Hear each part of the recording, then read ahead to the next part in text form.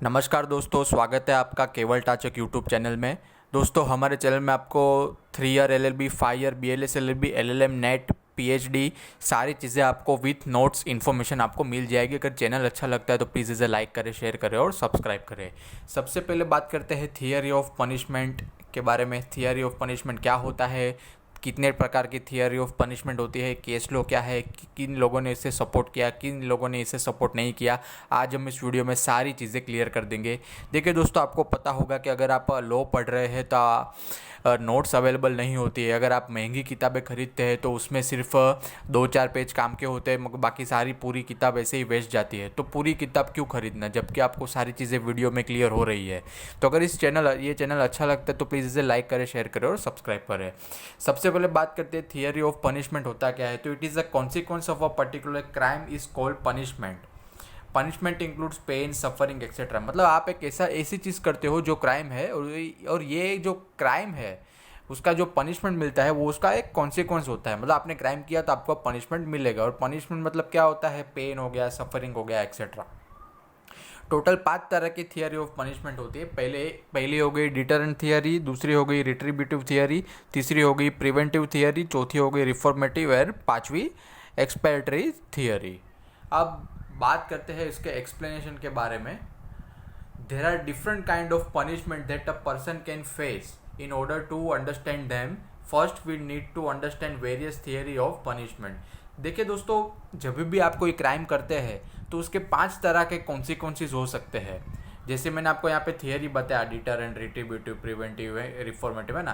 तो ये 5 तरह की थियरी आपके ऊपर, पांचों में से कोई भी एक आपको लग सकती है या तो एक से ज़्यादा भी लग सकती है। वो डिपेंड रहता है कि आपने क्राइम कैसा किया है। अगर आपने छोटा क्राइम किया है तो आपको रिफॉर्मेटिव में डाल देंगे ताकि आप जो है वो जल्दी से सुधर जाए, है ना। अगर आपने कोई बड़ा क्राइम किया है, जैसे कोई मर्डर हो गया, रेप हो गया, तो आपको फांसी भी हो सकती है, तो वो एक डिटरेंट थियरी हो गया। सबसे पहले बात करते हैं डिटरेंट थियरी क्या होता है। The term deter means to abstain from doing an act, the main purpose. The main purpose of this theory क्या है, डिटरेंट थियरी का मेन पर्पस ये है कि अक्यूज जो है उसको ऐसा बना दो कि वो दूसरी बार क्राइम कर ही ना पाए। जैसे उसको फांसी पे लटका दिया तो फिर लाइफ टाइम जेल में बंद कर दिया वगैरह वगैरह। To create a fear among the other people and stop criminals from future crime. मतलब होता क्या है ना, एक बार किसी अक्यूज को सज़ा मिलती है तो अक्यूज तो सुधर जाता है, और साथ ही सोसाइटी में जितने भी क्रिमिनल माइंड घूम रहे हैं, जो लोग सोचते हैं कि मैं फ्यूचर में क्राइम करूंगा, ऐसे लोगों को भी सबक मिल जाता है कि अगर मैं क्राइम करूंगा तो कानून मुझे फांसी पे चढ़ा देगा। तो इसको बोलते हैं deterrent theory.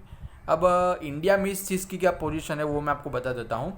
The supreme court accepted this theory in recent times due to increase in murder, dowry, death etcetera.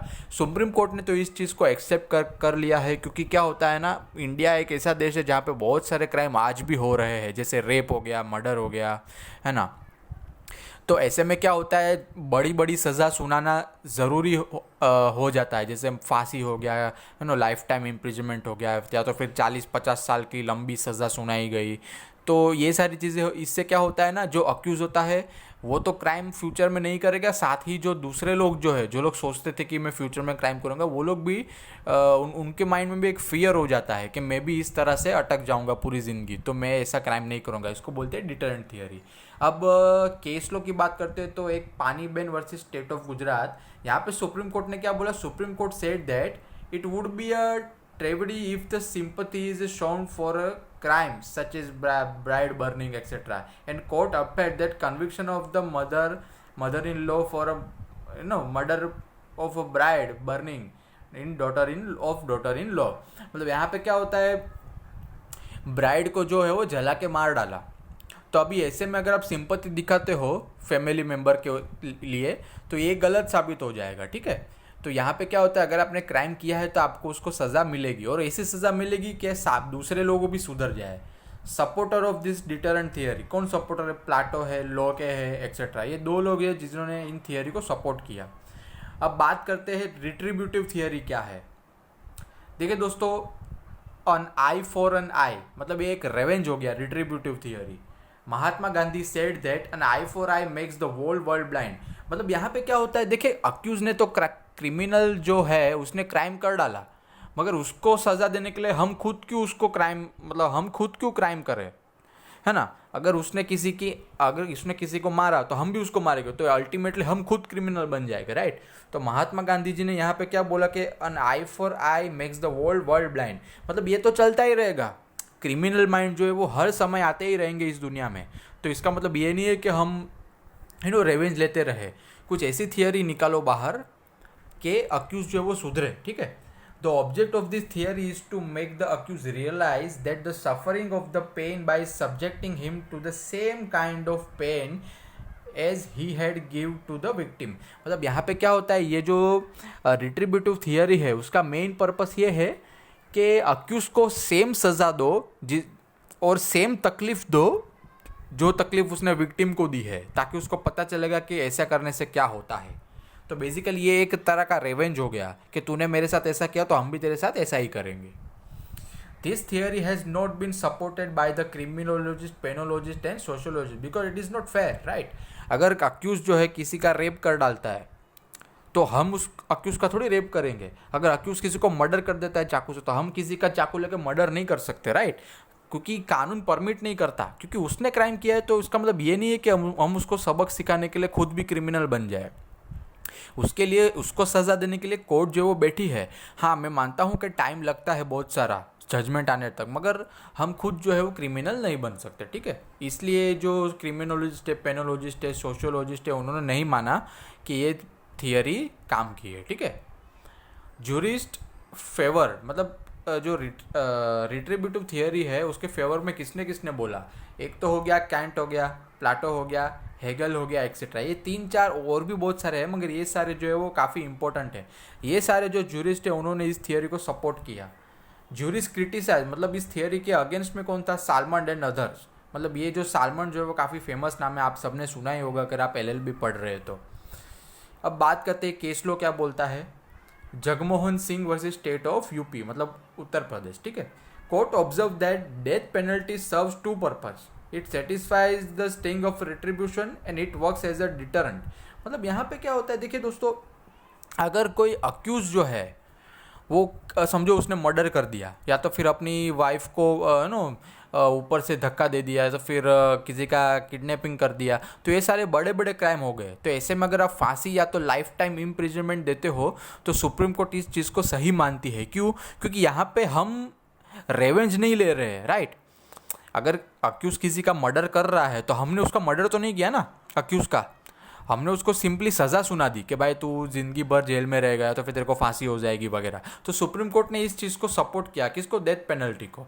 अभी इसमें 2 फायदे हैं, एक तो ये रिट्रीब्यूशन भी हो गया, मतलब एक तरह का इनडायरेक्टली रेवेंज हो गया, और दूसरा ये डिटरेंट की तरह काम करता है, और आने वाले जो फ्यूचर में जो क्रिमिनल्स जो होंगे, क्रिमिनल माइंड, उसको भी ये रोकता है, ठीक है।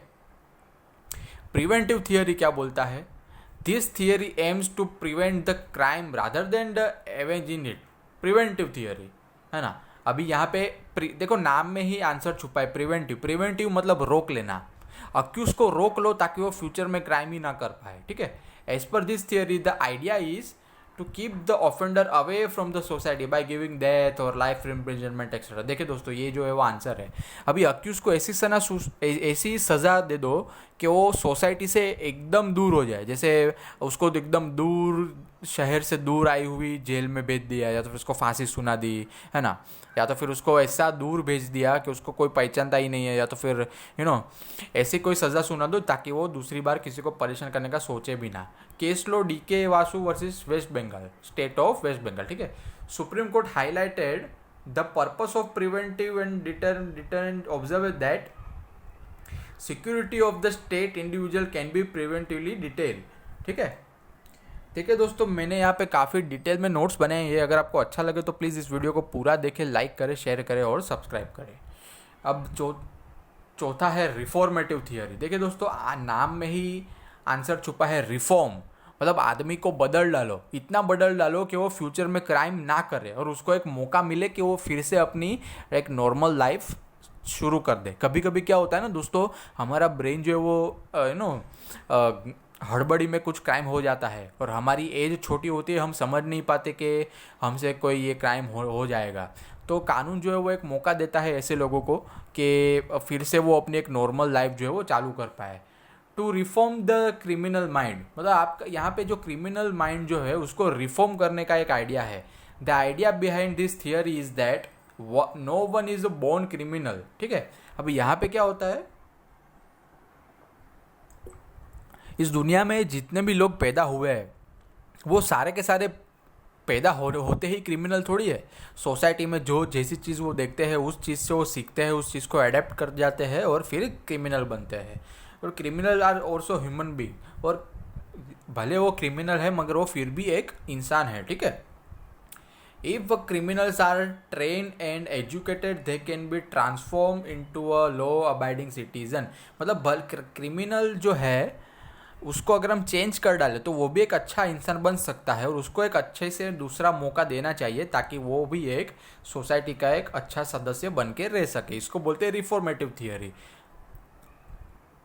Opportunity, rehabilitation, improve behaviour, education etcetera. देखिए दोस्तों, ये सारी चीज़ें ऐसी हो गई जो एक अक्यूज जो है जिसने क्राइम किया है उसको दी जाती है।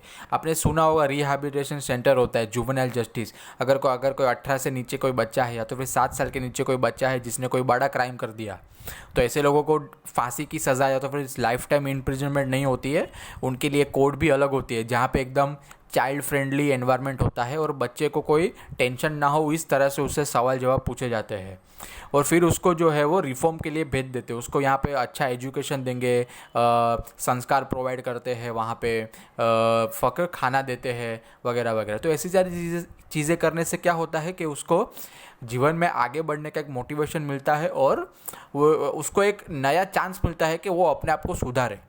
जनरली क्या होता है, जब क्राइम होता है तो उसको तुरंत हम जजमेंट दे देते हैं, अगर वो अक्यूज़ निकला तो उसको फांसी पे या तो जेल में डाल देते हैं, मगर दूसरा मौका ही नहीं देते हम लोग। मगर जब कोई बच्चा छोटा होता है या तो फिर अनसाउंड माइंड का है तो उसको हम चेंज होने का एक दूसरा अपॉर्चुनिटी देते हैं ताकि वो एक लॉ अबाइडिंग सिटीजन बन जाए। ग्रोथ कैसे हुआ रिफॉर्मेटिव थियरी का, अब हम समझे rehabilitation, juvenile justice act, probation, training etcetera. आपने देखिए मैंने पहले ही बताया जुवेनाइल जस्टिस एक्ट।